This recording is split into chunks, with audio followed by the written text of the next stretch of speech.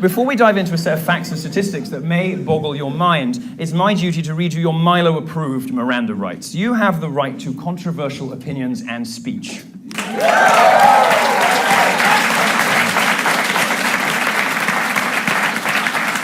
You have the right to confront and to disagree with, to rebut and to question opinions that don't match your own. You have the right to do all of that without being told that you are violating a safe space.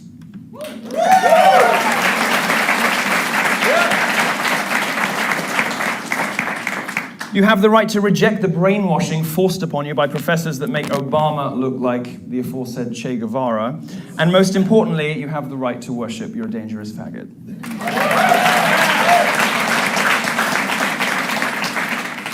Now, I'm not a real policeman, but no, I know. I have had some policemen in me. Sorry, I'll stop. It's cheap. It's cheap. It's cheap. You should stop laughing. It just encourages me. That's not even in here. I'm just... But I do recognize that blue lives matter. That's right, yeah. Blue lives matter.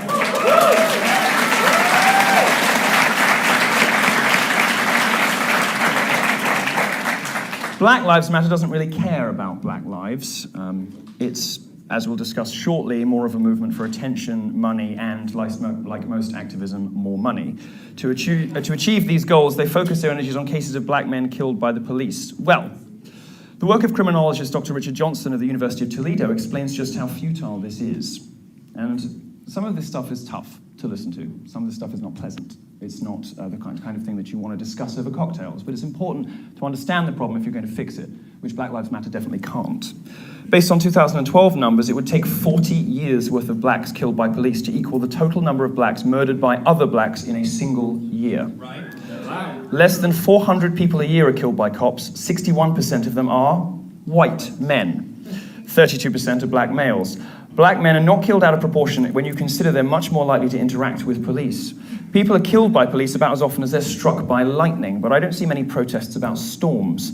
Black males are 58% of those killed legally by private citizens in self-defense. And you think, aha, we've got you on something.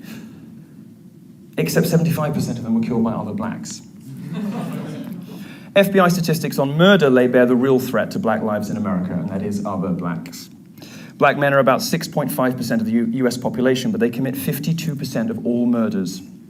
That has dipped to about 40% in recent years. Black men overwhelmingly murder other black people, and white people overwhelmingly murder other white people. So just like abuse and harassment on the internet, this isn't really a racial issue like that isn't really a gendered issue. Looking at overall violent crime, blacks are 27% more likely to attack whites than vice versa, and 8 times more likely to attack Hispanics. This is the shocking number I hope you take away from my visit. 90% of blacks that die of murder die at the hands of other black people, and that's from the FBI homicide report, 90%. We're not here to talk about why this happens, why 74% of black children are raised without fathers per Health and Human Services, and why the government seems intent on continuing a cycle of destruction within the black community. My message is simple. Black lives don't matter to Black Lives Matter. If they did, they'd be confronting these issues instead of ignoring them completely.